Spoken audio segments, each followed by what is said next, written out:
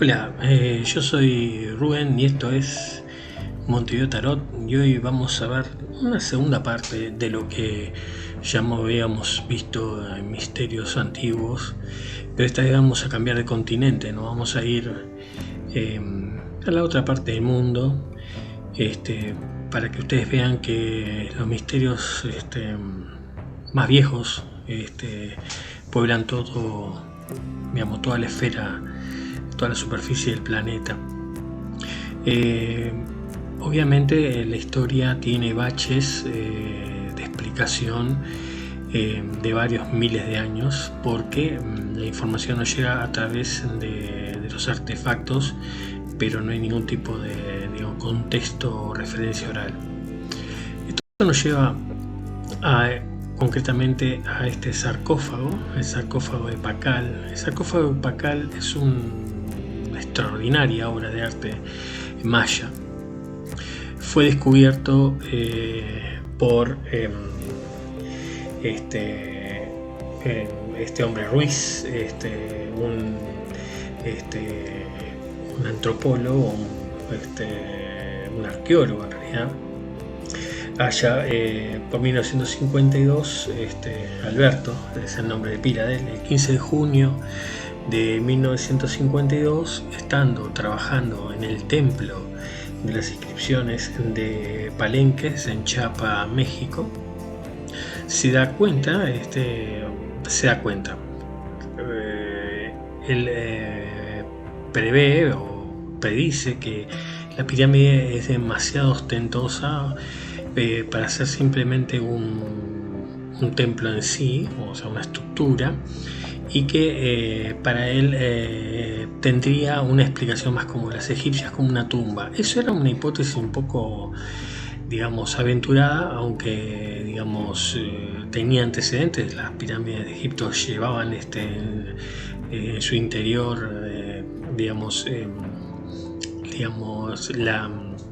el sarcófago del faraón, pero nunca se ha visto en ninguna estructura maya. Hay que tener en cuenta que los conquistadores españoles se dedicaron a la destrucción sistemática de todo lo indígena que habían encontrado, y por lo tanto el bache de historia es impresionante. Bueno, pero este hombre corre con suerte, sacan como unas 400 toneladas de material y logran acceder a esta escalinata que estaba oculta, obviamente, en la misma estructura de la pirámide, y ahí se encuentran con una sorpresa fenomenal, que es este sarcófago. Este sarcófago pertenece al señor de Pakal, digamos, el más grande gobernante maya, por lo menos de que se tiene noción hasta la fecha. Y junto con él, bueno, encuentran otros 6 esqueletos, 5 hombres jóvenes y una mujer, posiblemente sacrificados para acompañar al señor Pakal hacia el más allá. Dentro de la pirámide hay una profusión de jeroglíficos, por llamarlo de alguna manera, ¿no? Petroglifos en realidad, que relatan varias historias y que están encima de él, hacen mención a los 9 señores de la noche. Supuestamente, y digo supuestamente porque lo que hace la arqueología es tratar de dar un contexto y una explicación a lo que uno ve. Estos señores de la noche acompañaban al difunto al reino del inframundo. Hay que tener en cuenta que eso es una extensión, digamos, de los ritos de otras partes del mundo. No necesariamente los mayas tendrían por qué tener un inframundo, pero dejando de lado esas consideraciones, estos 9 señores de la noche acompañaban a este gobernante maya al más allá. Pero ¿qué pasa? En su lápida, que está en el sarcófago, es una piedra enorme de piedra, está esta inscripción. Esta inscripción, que muchos arguyen que, digamos, es la parte donde está soportado la imagen de la persona, es un monstruo del inframundo que lo está llevando. Muchos otros ven otra cosa, ven un módulo espacial, un módulo de una maquinaria que es o sea que no se tiene noción para qué servía. Entonces algunos piensan que en realidad era un módulo espacial o algo similar. Al igual que la arqueología, esta gente que ve otras cosas talladas en piedra, yendo en contracorriente a lo que dice la arqueología, la ciencia, digamos, que estudia la historia, el contexto,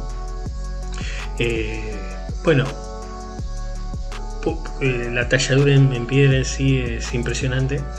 La posición de Pakal da la impresión de que fuera un astronauta, sobre todo los astronautas de las primeras misiones de las Mercury o de la Gemini. Ya más adelante, digamos, los astronautas van sentados, entonces no van en la posición como aparece en el grabado de Pakal. Lo que es interesante y por qué está, digamos, en esta lista de misterios antiguos, no solamente porque la pirámide, o sea, el templo de las inscripciones resultaba ser en realidad un monumento funerario donde había un señor muy importante de los mayas, que hay un vacío de conocimiento dado por la ignorancia de los conquistadores españoles que hicieron quemas de los códices mayas y por lo tanto no se tiene una idea cabal de mucha de su simbología y sus explicaciones. Pero la colocación de la estructura, de cómo fue construida, que daría la impresión de que simultáneamente la construcción de pirámides se da a lo largo de todo el mundo, o sea, se da en Egipto, se da en Angkor Wat, en Camboya, también, en Mesopotamia y también, digamos, en México y Perú. Entonces la parte, digamos, del área de influencia maya y los aztecas, ¿no? Que son también herederos de este pueblo. Hay una infinidad de misterios relacionados con los mayas debido a que su auge y su desaparición fueron demasiado abruptas en la historia. Por lo tanto, este pueblo va a aparecer reiteradamente, igual que los Olmeca y algunas de sus construcciones, pero concretamente el sarcófago de Pakal es realmente algo impresionante de lo que nos quiere decir el pasado maya con respecto a cuál era su visión, si realmente era una visión del viaje al inframundo o al más allá, o era la posición de un antiguo astronauta. Ahora nos vamos a Costa Rica a ver estas estructuras que de por sí son un misterio, pero no por el hecho de cómo fueron construidas. Los arqueólogos dicen que son piedra arenisca. La piedra arenisca es relativamente fácil de pulir, fácil entre comillas, ¿verdad? Pero fácil de pulir. Resulta que en la cuenca del río Diquis, allá por 1930, una empresa de construcciones americana estaba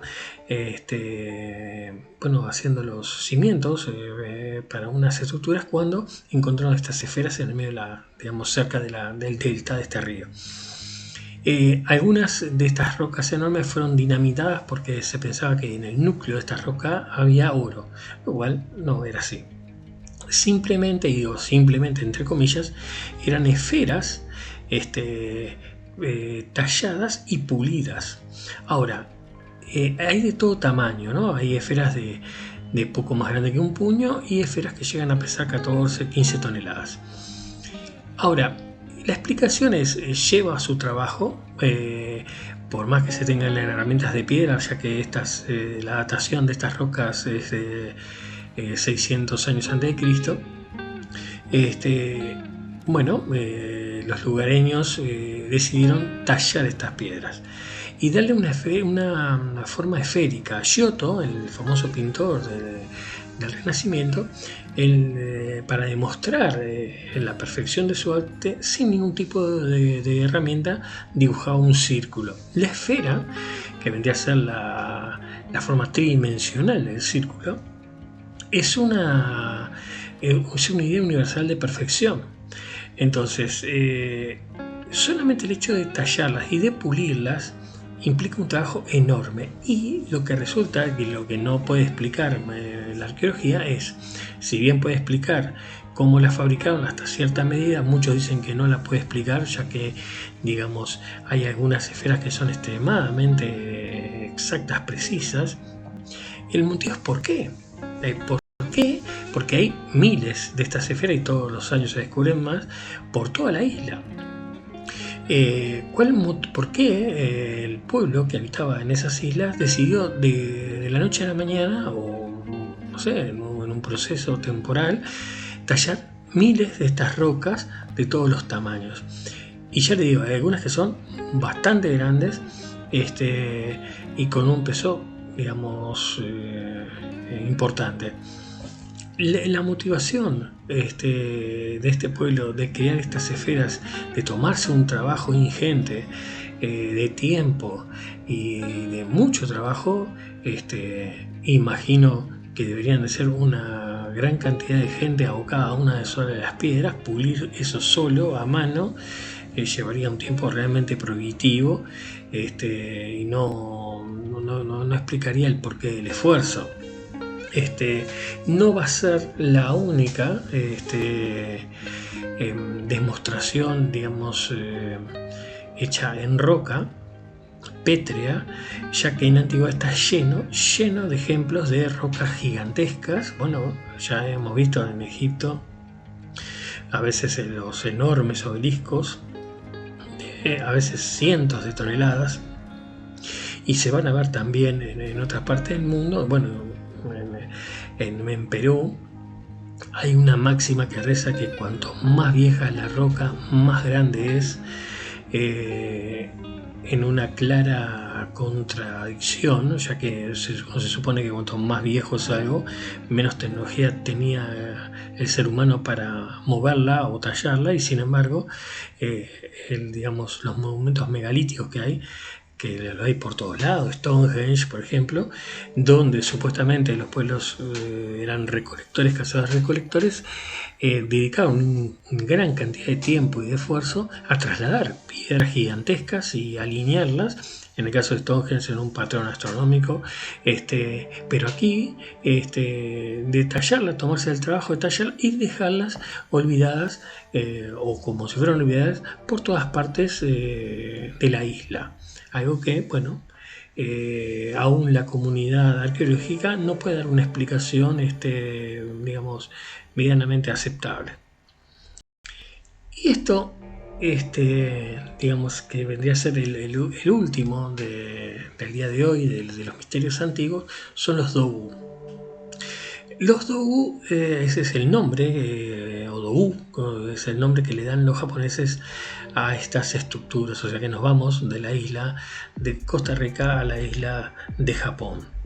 Es interesante porque estos Dogus fueron creados en un periodo de hace 14.000 años en el pasado. O sea que del 14.500 a.C. al 400 a.C. domina el periodo Homon en Japón, que es el periodo prehistórico de la historia de Japón.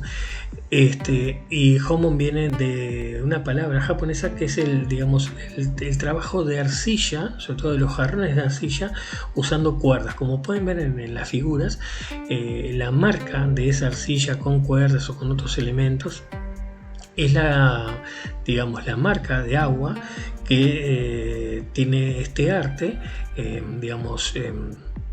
prehistórico. Después le seguiría el pedido Yayoi, pero eso ya es mucho más moderno. Ahora, ¿qué es lo que llama la atención de estos Dogu? Y más allá del trabajo de la alfarería que los Homo sapiens trajeron desde el continente, o sea, antes de llegar a Japón, bueno, digamos, el peregrinaje humano había llegado primero obviamente a la zona indoeuropea, había pasado a China y de ahí, bueno, se iría a Japón y después a la Polinesia, en fin, digamos, en la diáspora humana que tuvo varias oleadas, ¿no? Estas figuras de terracota, de arcilla, que bueno, la arqueología trata de explicar, ya que han encontrado algunos de estos especímenes rotos a propósito. Decían que bueno, que eran una especie de receptáculo para la enfermedad, o sea, la persona estaba enferma y bueno, la enfermedad encerrada en estos receptáculos, en estas figuras, que después eran destruidas. Esa es una interpretación dada la evidencia que uno tiene, bueno, o sea, una especie de pararrayo o de exorcismo médico.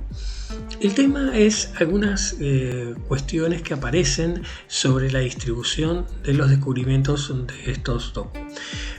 En primer lugar, aparecen por todo Japón, salvo en la isla de Okinawa. La isla de Okinawa está ahí señalada con esa flecha roja, burda y gruesa, lo cual uno puede decir, bueno, estaban un poco lejos de las islas principales y bueno, esa influencia no llegó a Okinawa. Bueno, muy bien, pero hay otra singularidad. Los doku se han encontrado, bueno, como ya le dije, en todo Japón, pero mucho más, digamos, asiduamente, pues se han encontrado miles, unas 14.000 figuras de estas, pero sí la concentración se da en la parte este de las islas, siendo muy rara la aparición de estas figuras en el oeste. ¿Por qué esa distribución aleatoria? Aleatoria no, en realidad es una distribución que prefiere una zona a la otra, aún no se sabe. Aleatorio sería que todos estos puntos estuvieran distribuidos digamos, uniformemente por la isla y sea una concentración en la zona este de las islas de Japón. ¿A qué se debe esto? No se sabe. No hay una hipótesis clara de por qué. Luego, estos trajes que parecerían simular trajes, algunos han visto en ellos que son muy similares a los trajes espaciales. A los trajes espaciales, obviamente, que se empieza a tener la gente conciencia a partir de la década de los 60, cuando empieza la carrera espacial entre la Unión Soviética y Estados Unidos. Muchos piensan que estos dokus en realidad, bueno, son o fueron astronautas antiguos que los primitivos provoladores de Japón vieron y que la única forma que tenían de representarlo era hacer estas figuras antropomórficas con cabezas enormes y, digamos, articulaciones un poco restringidas. Llama la atención también porque la vestimenta de la época, de los rastros que quedan de vestimenta, no tienen nada que ver a la representación que aparecen ahí. O sea, las armaduras japonesas aparecerían unos 1000 años después, quizás 600 años después de la desaparición del periodo Jomon, alrededor del año 400 después de Cristo, algo por el estilo más o menos, ¿no? Entonces, ¿por qué de esta forma particular de estos artefactos de arcilla que parecerán muy simples a la vista, pero exigen cierta habilidad desarrollada con mucho tiempo? O sea que si uno ve las diferentes digamos, los diferentes doku que hay una evolución, y dependiendo de la datación de radiocarbono, cuanto más cercano es hacia la fecha de desaparición de la propia, digamos, el propio periodo, se vuelven más ornamentales y más complejos. Es algo interesante porque más allá de la explicación que se quería dar, no se sabe a ciencia cierta qué fin llevaban. No se sabe, bueno, algunos primero decían que era para, digamos, erradicar la enfermedad, pero hay miles y miles que están completamente enteros. Entonces, ¿por qué? ¿Por qué la distribución en el área? ¿Cómo se da?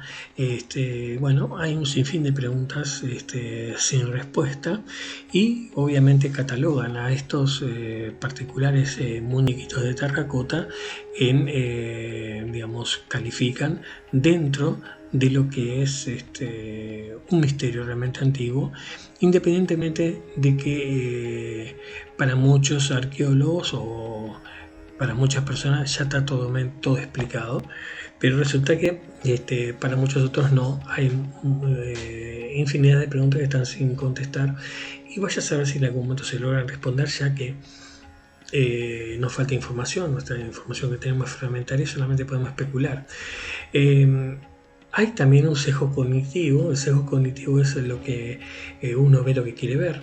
Entonces, que también se aplica para los científicos y los arqueólogos. Entonces, hay una pelea, por llamarla de alguna manera una pelea, en realidad no diría tanto, que es la opinión profesional de los científicos que se dedican a eso, que bueno, datan las piezas, buscan información, del área climática, en fin, de las diferentes herramientas, tratan de dar un contexto al descubrimiento, ya que el descubrimiento solo no significa mucho, salvo que uno encuentre obviamente una mano humana al lado de un hueso de dinosaurio, ¿no? O sea, salvo que fuera algo tan espectacular y bueno, sin discusión como eso, generalmente la arqueología trata de crear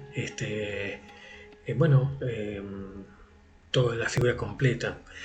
Igual quedan muchas preguntas para responder. Lo interesante de estas tres cosas que les traje para que vieran de los misterios antiguos es que tanto Palenque, tanto las piedras de Costa Rica, así como estas figuras japonesas de terracota, los Goku, no están viciados por el hecho del bulo o de la estafa, ¿no? Que es muy común a veces en este tipo de cosas. Primero porque la radioadaptación de estas figuras no permite mucha duda, y lo de Palenque está bajo una pirámide y bueno, da una información extraordinaria de una civilización que está, digamos, a medida que van pasando el tiempo se va agregando información, pero sigue siendo una incógnita en muchos de sus aspectos. Bueno, ni hablar de los olmecas, porque como ya le dije, los conquistadores se dedicaron activamente a destruir un montón de pruebas y un montón de acervo histórico. Y